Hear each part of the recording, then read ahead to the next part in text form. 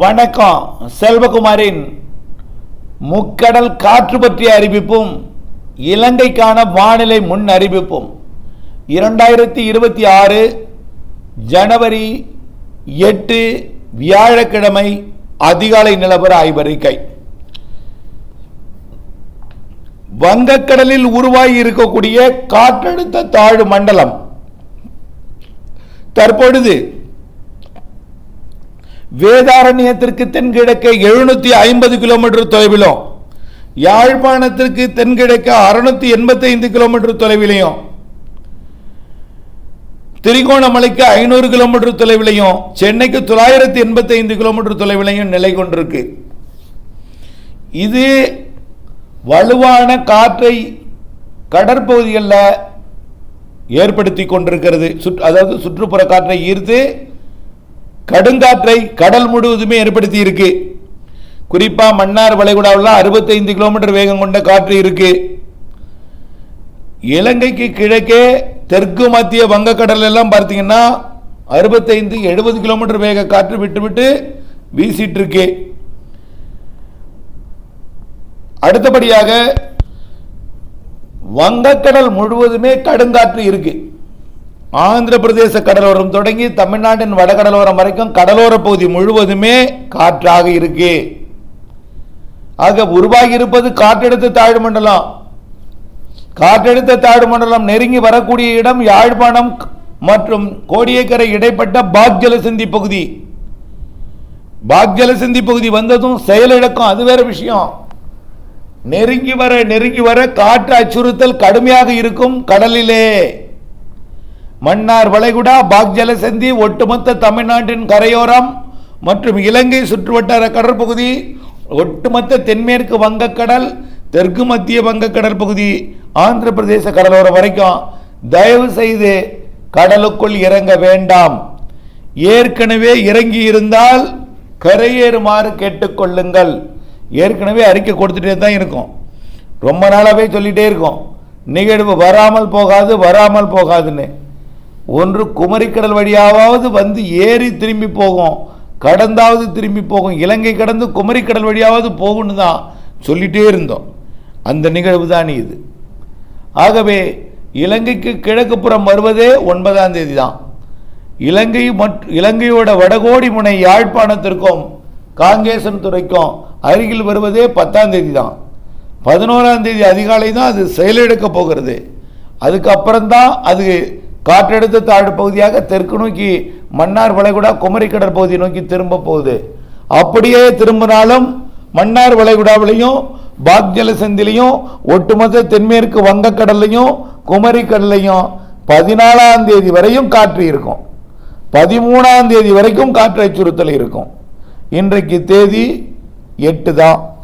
8, 9, 10, 11, 12, 13, இன்னும் ஒரு வாரத்துக்கு நீங்கள் கடலில் இறங்க வேண்டாம். பொங்கலுக்கு முடிச்சுட்டு பொங்கல் முடிஞ்சு போகலாங்க, வேண்டாம் பொங்கல். ஆனால் பொங்கலுக்கு மாட்டு பொங்கல் இன்றைக்கு பொங்கலையும் மறந்து நீங்கள் தொழிலுக்கு சென்று மீன்பிடித்து அந்த மாட்டு பொங்கல் தினத்தில் நிறைய மீன் விலை ஏற்றத்திற்காக நீங்கள் கடும் பாடுபடுவீர்கள், அதுவும் நான் அறிந்தது தான். ஆனால் நீங்கள் போகி பண்டிகை அன்றைக்கு பிறகு போங்க. இல்லைன்னா 13ஆம் தேதி வடகடலோரம் போகலாம், 14ஆம் தேதி டெல்டாவுக்குள்ள இருந்து கடல் இறங்கலாம், 15ஆம் தேதி தான் நீங்கள் வந்து தென்கடலோரம் குமரிக்கடலில் நீங்கள் இறங்கலாம் கடலில். அதனால வடகடலோரம் 13ஆம் தேதி 14ஆம் தேதி வரை வேண்டாம். பாக்ஜலசந்தி மன்னார் வளைகுடாவில் 14ஆம் தேதி வரை வேண்டாம். குமரி முனையில் 15ஆம் தேதி வரை கடலுக்குள் இறங்க வேண்டாம். ஆகவே கடுமையான அச்சுறுத்தலுடன் கூடிய வானிலை நிலவுகிறது. அதுவும் குறிப்பாக மண்டலம் உருவாகி வட இலங்கை மற்றும் கோடியக்கரை முனைக்கு இடைப்பட்ட பாக்ஜலசந்தி பகுதி வரைக்கும் நெருங்கி வரும் என்பதனால வரக்கூடிய 9, 10, 11 இன்றிலிருந்து 8, 9, 10, 11, 12 இந்த 4 நாட்களும் 8, 9, 10, 11, 12 5 நாளும் வலுவான காற்று இருக்கும். ஒட்டுமொத்த தமிழ்நாட்டின் கரையோரத்தில் கடலுக்குள் இறங்க வேண்டாம். வலுவாக இருக்கிறது. இப்பொழுதே காற்று ஆழ்கடலுக்கு போயிருந்தால், கடலுக்குள் இருந்தால் தயவு செய்து கரைக்கு வந்துருங்க. கரையில் வந்து 13ஆம் தேதி 14ஆம் தேதி வரை காத்துருங்க. அது வரைக்கும் பராமரிப்பு பணி பிற பணியை செய்து கொண்டிருங்கள். கடல் சீற்றமாக இருக்கும். கண்டிப்பாக கரை கடக்கும் நிகழ்வல்ல. இலங்கை வந்து வட இலங்கை கூட கடக்கும். ஆனால் கடந்தாலும் நெருங்க நெருங்க செயலிழந்து ஒரு வெல் மார்க் லோ பிரஷராக தான் நெருங்கும்.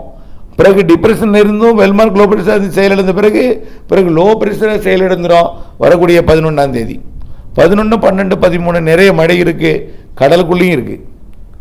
கடற்கரையில் காற்றோட கூடிய மழை இப்ப கடல்ல 8ஆம் தேதி பெய்து இருக்கு. 9 இலங்கை கரையோரம், தமிழ்நாட்டின் கரையோரம். 10ஆம் தேதி இலங்கை தமிழ்நாடு கரையோரத்தில் காற்றுடன் கூடிய மழையும் காற்று இருக்கும். காற்றும் மழை எல்லாமே கடலுக்குள்ள இருக்கும். ஆக தயவு செய்து 9, 10, 11, 12 கடலுக்குள் இறங்க வேண்டாம் என்று அன்போடு கேட்டுக்கொள்கிறேன். சரி, அடுத்தது இது அரபிக்கடலுக்கு எந்த அச்சுறுத்தலும் கிடையாது. அரபிக்கடலில் என்ன அச்சுறுத்தல்னா, அரபிக்கடல் ஓரத்தில் ஒரு காற்று சுழற்சி இருக்கு. இதனால பாலக்காட்டு கணவாயிலேருந்து காற்று வந்து அங்கே இறங்குது. அதில் கொஞ்சோண்டு காற்று இருக்கு ஆலுவா பகுதியில். அப்புறம் அந்த திருவனந்தபுரத்துக்கும் வடக்கே ஆலப்புழா பகுதியில் கொஞ்சம் காற்று இருக்குது. இது வந்து கிழக்கிருந்து கணவாயிலேருந்து புனலூர் கணவாயிலேருந்து வர்ற காற்றும் பாலக்காடு கணவாயிலேருந்து வரக்கூடிய காற்று தான். அது பெரிய அச்சுறுத்தல் எதுவும் இல்லை. ஆனால் மிரட்டல் இருக்கும் அங்கே. அடுத்தபடியாக இலங்கைக்கான வானிலை ஆய்வறிக்கை. இலங்கையை பொறுத்த வரைக்கும் தற்பொழுது இலங்கையோட தென்கிழக்கு முனையில் மழைப்பொழிவு தொடங்கியிருக்கு. ஒட்டுமொத்த இலங்கைக்கும் கடும் குளிர் வானிலை நிலவும். இன்னையிலிருந்து இலங்கையில் இன்றிலிருந்து கடும் குளிர் வானிலை நிலவும். படிப்படியாக இந்த நிகழ்வு நெருங்க நெருங்க கல்முனை மழை அது சாரல் தூறலாக இருப்பது லேசான மிதமான மழையாக மாறும். பிறகு அம்பாறை உள்ளிட்ட பகுதிகள், பிறகு திரிகோணமலை உள்ளிட்ட பகுதிகள், பிறகு முல்லைத்தீவு உள்ளிட்ட பகுதிகள், பிறகு காங்கேசன்துறை, பிறகு யாழ்ப்பாணம் என்று தொடங்கி பிறகு படிப்படியாக உள்ளே அனுராதபுரம், ஒட்டுமொத்த இலங்கையின் பல்வேறு மாகாணங்களுக்கு தொடங்கும். ஆக இந்த நிகழ்வு நெருங்கி வட இலங்கை வந்து செயலிழக்கும் வரைக்கும் மழைப்பொழிவு காற்றுடன் கூடிய மழைப்பொழிவாக இருக்கும்.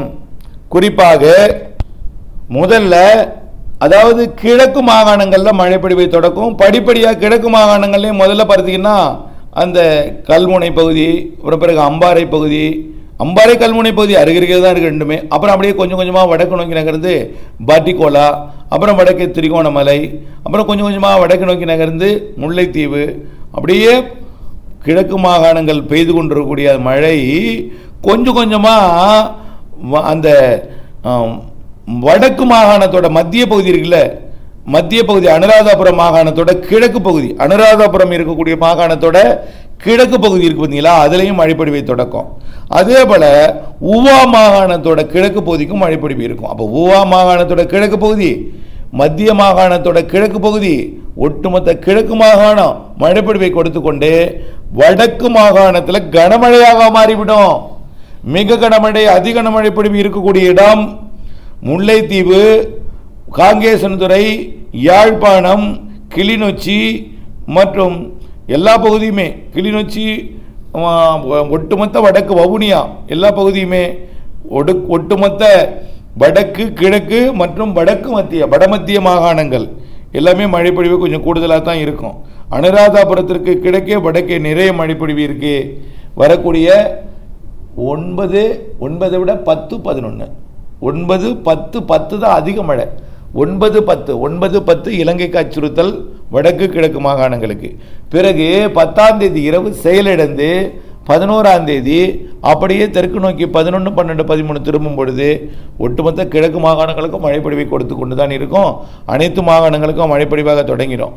அதாவது மத்திய மாகாணத்தோட மேற்கு பகுதி, வடமேற்கு மாகாண பகுதி மற்றும் மத்திய மாகாணம், அதே போல் வடக்கு மத்திய மாகாணம், மன்னிக்கவும், அனுராதபுரம் மாகாணம் வந்து வடக்கு மத்திய மாகாணம் மற்றும் வடக்கு மாகாணம், கிழக்கு மாகாணத்துக்கு நிறைய மழைப்பொழிவை கொடுக்கும். வடக்கு கிழக்கு மாகாணங்கள் நிறைய மழைப்பொழிவை கொடுக்கும். ஊவா மத்திய மாகாணம் மற்றும் வடமேற்கு மாகாணம் வடமேற்கு மாகாணம் புத்தளம் உள்ளிட்ட பகுதிகளுக்கும் மழைப்பிடிப்பை கொடுக்கும். அதுக்கு அடுத்த இடம் குறைவான மழைப்பிடிப்புனா அது காலி கொழும்பு உள்ளிட்ட பகுதிகளுக்கு தான் குறைவான மழைப்பிடிப்பு. காலி கொழும்பு உள்ளிட்ட பகுதி வடக்கு கிழக்கு மாகாணங்கள் முதலிடத்தை பிடிக்கும். இதில் அணை நீர் திறக்க வாய்ப்பு இருக்கிறது. ஆற்றங்கரையோரம் இருப்பவர்கள் முன்னெச்சரிக்கையுடன் இருக்கணும். அணையிலேருந்து நீர் திறக்க வாய்ப்பு இருக்குது. அடுத்தது வெடிப்பு உள்ள இடங்களில் எச்சரிக்கை தேவை. தொடர்ந்து ஆனால் இப்போ மலைப்பகுதிகளில் உடனடியே கொட்டி தீர்க்க வாய்ப்பு இல்லை. ஆனால் செயலிழந்ததும் எல்லா பகுதிக்கும் பரவலான மழைப்பிடிப்பை கொடுக்கும். முதல்ல கிழக்கு மாகாணங்கள் வடக்கு மாகாணங்கள் முடிச்சுட்டு தான் அப்புறம் வரும்.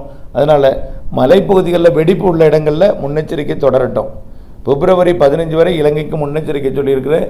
தொடர்ந்து நிகழ்வுகளுக்கு இலங்கைக்கு இணைந்திருங்கள் அப்டேட்ஸுடன். நன்றி.